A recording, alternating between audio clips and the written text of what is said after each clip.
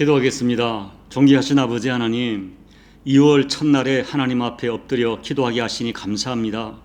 이 한 달도 하나님의 은혜 없이는 살 수 없는 고백으로 엎드려 싸우니 매일매일 주님 은혜 주시고 주가 주신 은혜로 매일매일 크고 작은 간증으로 엮어지는 이 한 달이 될 수 있도록 은혜 베풀어 주옵소서.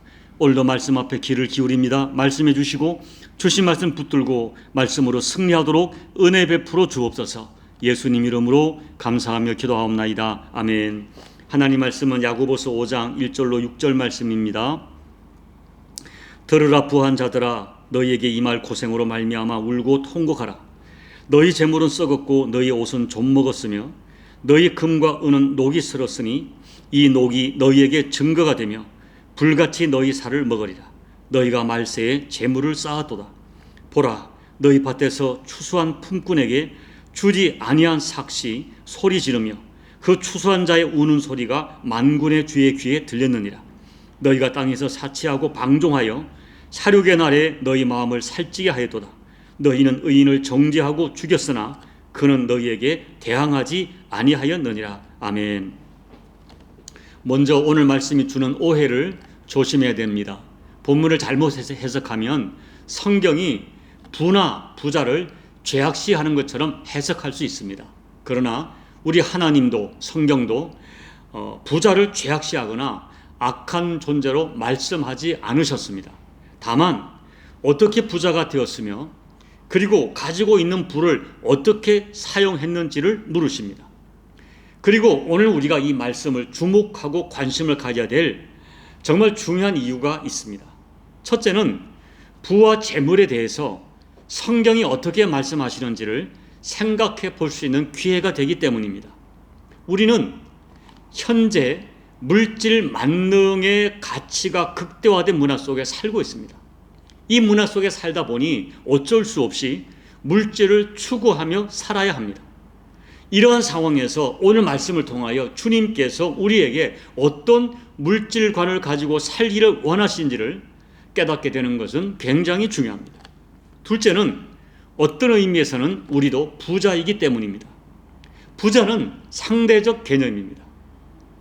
어떤 책에서 읽기를 전 세계에서 매일 세끼 음식을 다 먹을 수 있는 사람이 그리 많지 않다는 것입니다.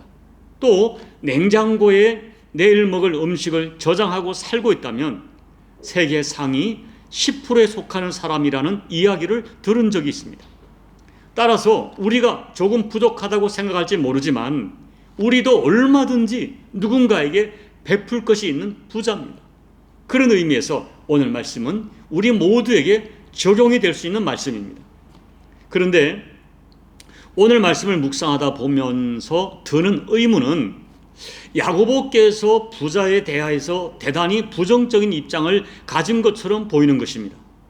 심지어 1절을 보면 너에게 임할 고생으로 말미암아 울고 통곡하라고 저주에 가까운 말씀을 하십니다. 왜 그럴까요?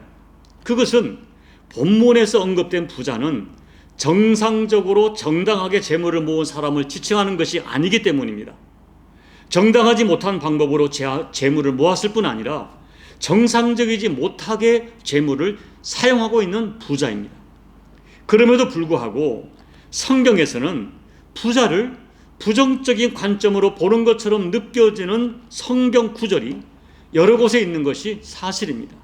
무엇보다 우리 주님께서 자기를 찾아온 부자 청년에게 말하기를 너가 영생을 얻으려면 지금 내가 가지고 있는 그 재물을 다 팔아서 가난한 사람들에게 나눠주고 나를 따르라고 말씀하셨습니다. 결국 재물이 많음으로 근심한 이 청년이 돌아서 갈 때에 이 청년을 향해서 주께서 말씀하시기를 부자가 천국에 들어가는 것은 낙타가 바늘 구멍을 통과하는 것보다 어렵다는 그 유명한 말씀을 하셨습니다. 심지어 사도 바울께서는 돈을 사랑하는 것이 일만하게 뿌리라고 경고합니다. 왜 예수님께서 또 바울께서 이렇게 부에 대하여 무섭게 경고하실까요? 그것은 다름 아닌 돈이 가지고 있는 실제하는 힘, 파워 때문입니다. 분명히 돈은 힘을 가지고 있습니다. 첫째로 돈이 우리 마음속에 들어오면 하나님을 의지할 필요성을 느끼지 못하게 합니다. 돈이 있으면 불가능이 없다는 가치관이 강하게 주입되면서 결국 돈이 내 인생의 주인이 될 가능성이 매우 높아진 것입니다. 그래서 성경은 분명하게 말씀합니다. 마태복음 6장 24절, 한 사람이 두 주인을 섬기지 못할 것이니 혹 이를 미워하고 저를 사랑하거나 혹 이를 중히 여기고 저를 경히 여김이라. 너희가 하나님과 재물을 겸하여 섬기지 못하느니라. 하나님과 재물을 겸하여 섬길 수 없다고 분명하게 말씀합니다. 부인할 수 없는 진실은 돈은 우리를 하나님과의 관계에서 멀어지게 하는 중요한 이유가 됩니다. 두 번째, 돈은 우리로 하여금 사람을 차별하게 만듭니다. 오늘 세상의 가치는 돈으로 사람의 등급을 매기고 돈으로 사람을 판단하게 만들고 돈이 없는 사람은 별로 중요하지 않게 인정하는 그런 문화를 가지고 있습니다. 이런 세상 가치가 판을 치는 세상에 살다 보니 우리 예수 믿는 사람들도 자기도 모르게 사람을 돈으로 차별합니다. 그런 교회 안의 현실을 이미 야고보께서는 야고보 2장에서 엄중하게 경고하셨습니다. 세 번째, 돈은 나의 존재감을 가시하고 싶은 욕망을 불어넣습니다. 그래서 입는 옷, 타는 차, 주거하는 집 등등으로 자기 존재를 과시하도록 돈이 미혹합니다. 이 미혹에 사람들이 무너지고 사람들이 견디지 못합니다. 분명한 것은 돈은 실지 않은 힘이 분명히 있다는 것입니다. 그래서 많은 사람이 돈의 힘에 굴복합니다. 그리고 수단과 방법을 가리지 않고 돈을 모으려 하고, 돈이 있으면 돈으로 사람을 지배하려고 하고 돈으로 자기 존재를 과시하려 하는 것입니다.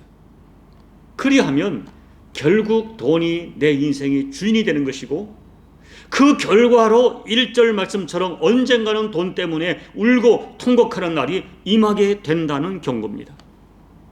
그래서 성경은 돈의 힘을 의지하여 돈의 힘으로 살려는 부자들을 엄중하게 경고합니다. 그렇다면 오늘 부자들을 경고하는 야고보의 말씀을 통해서 우리가 받아야 되는 이 부에 대한 진리의 말씀은 무엇입니까? 1절 말씀처럼 부가 우리에게 울고 통곡하는 고통이 되지 않으려면 우리는 이 부를 어떻게 성경적으로 접근해야 합니까? 첫째, 가진 것을 바르게 사용하는 대신에 쌓아두려고만 하지 말아야 합니다. 2000년 전에 야고보 시대 부자들은 무엇보다 이 식량을 풍성하게 확보하려고 했습니다. 누가복음 12장의 부자가 그랬습니다. 이미 창고에 식량이 가득한데 그 해에 또 풍년이 들었습니다. 그러자 이 부자는 창고를 더 크게 짓고 더 많이 짓고, 이미 내가 먹고 사는데도 부족함이 없는데 그 먹고 살 분량을 훨씬 뛰어넘어서 몇 년을 먹고 남을 식량을 쌓아둡니다. 그리고 당시는 이 옷이 화폐처럼 통용되던 시대였습니다. 그래서 옷도 투자의 대상이 되었습니다. 문제는 그렇게 쌓아놓은 것이 썩어버렸고 쌓아놓은 옷이 입지 못한 채 좀먹어버렸다는 것입니다. 그리고 쌓아놓은 은과 금마저 녹이 슬어버렸습니다. 지금 누군가는 가장 기초적으로 필요한 것이 없어서 고통하는데, 나는 가진 것 쌓아놓은 것이 썩어버렸고 조미먹어버렸고 녹이 슬어버렸습니다. 이것이 하나님 앞에 죄가 된다는 것입니다. 3절 말씀을 보면 쌓아놓고 쓰지 못한 그 재물과 옷과 금과 은이 그날에 하나님 앞에 심판받을 증거가 된다고 경고합니다. 여러분 기억하십시오. 내가 가진 작은 것이라도 그것이 선하게 사용되지 못하면 하나님께 죄가 됩니다. 하나님이 나에게 선을 행할 기회를 주셨는데 행치 않는 것은 죄가 되는 것입니다. 둘째, 불의한 방법으로 부를 축적하면 죄가 됩니다. 야고보께서는 4절에서 땅 주인들이 불의하게 착취하는 죄를 지적합니다. 야고보 당시의 대부분의 부자는 땅을 소유하고 있는 땅 부자였습니다. 그 당시의 시스템은 땅을 가진 사람들이 땅을 소작을 주고 소작 농에게 과도하게 세금을 먹여 그들을 착취하여 부자가 되는 그런 구조였습니다. 그런데 하나님께서는 사람들이 재물을 쌓는 과정의 정당성을 매우 중요하게 생각하시고 주목하십니다. 하나님께서는 무력한 자라고 부당하게 착취하는 죄를 주목하시고 이 착취당한 자들이 너무나 억울해서 우는 소리를 들으십니다. 그러므로 정당하지 못한 수단과 방법, 심지어 다른 사람을 부당하게 착취해서 부를 쌓고자 하면 그것이 하나님 앞에 죄를 쌓는 것이 되는 것입니다. 셋째, 재물을 어떻게 쓰는가가 중요합니다. 5절에서 야고보께서는 내 재물을 가지고 사치하고 방종하는 사람에게 아주 무서운 말씀을 하십니다. 사륙의 날에 너희 마음을 살찌게 하였도다. 좀 우리가 금방 해석이 되지 않지만은 이런 의미입니다. 도살장에 가면 돼지가 있습니다. 그런데 이 돼지가 곧 잡혀 죽을 시간인데 그것을 모르고 계속 먹어대는 이 어처구니 없는 무지, 이 어처구니 없는 어리석음을 비유하는 말씀입니다. 누가복음 16장에 보면 부자가 등장합니다. 이 부자는 날마다 자색 옷과 고운 베옷을 입고 날마다 호화롭게 즐기며 먹고 마시며 살았습니다.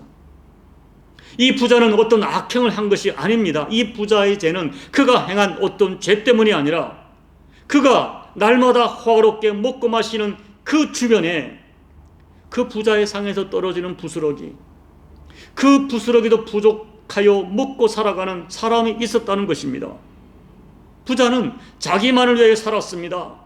그 주변에서 고통하는 이웃을 생각도 못했고 그들에 대하여 전혀 무관심했습니다. 이런 모습이 사륙의 날에 자기 마음만 살찌게 하는 너무나 어리석고 너무나 무지한 그 부자의 죄였습니다. 이제 말씀을 정리합니다.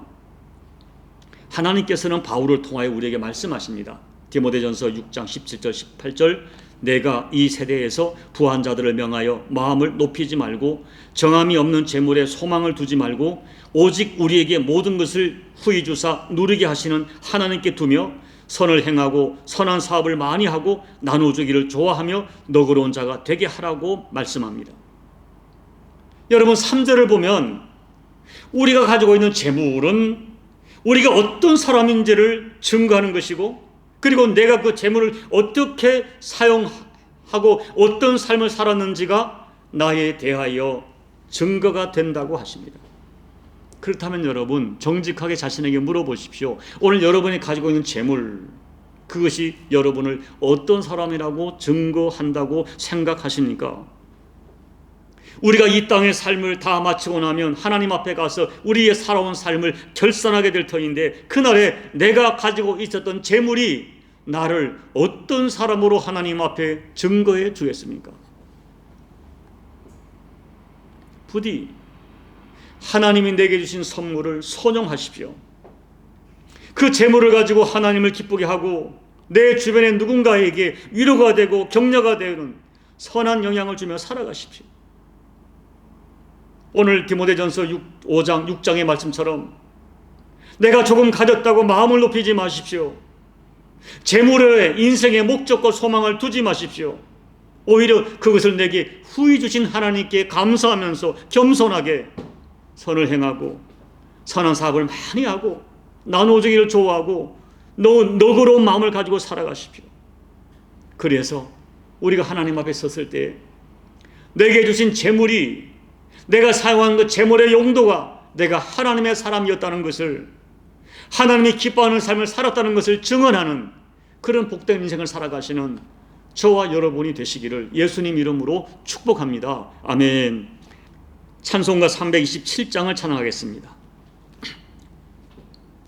주님 주실 화평 믿음 얻기 위해 너는 정성껏 기도했나. 주의 제단 앞에 모두 바치기 전 복을 받을 줄 생각 마라. 주의 제단에 산 제사 드린 후에 주 내 맘을 주장하니 주의 뜻을 따라 그와 동행하면 영생 복락을 누리겠네. 주의 밝은 빛에 항상 활동하며 선한 사업을 힘쓰겠나. 자유 얻으려면 주의 뜻을 따라 너의 모든 것 희생하라. 주의 제단에 산 제사 드린 후에 주 내 맘을 주장하니 주의 뜻을 따라 그와 동행하면 영생 복락을 누리겠네. 주의 제단 앞에 모두 바친 후에 주와 온전히 사귀겠네. 주님 주신 기쁨 또한 그의 사랑 어찌 말로 다 형용하랴. 주의 제단에 산 제사 드린 후에 주 내 맘을 주장하니 주의 뜻을 따라 그와 동행하면 영생 복락을 누리겠네. 하나님 아버지, 저희가 돈에 대하여 얼마나 마음을 쏟고 있는지 주님도 아시고 저희도 압니다.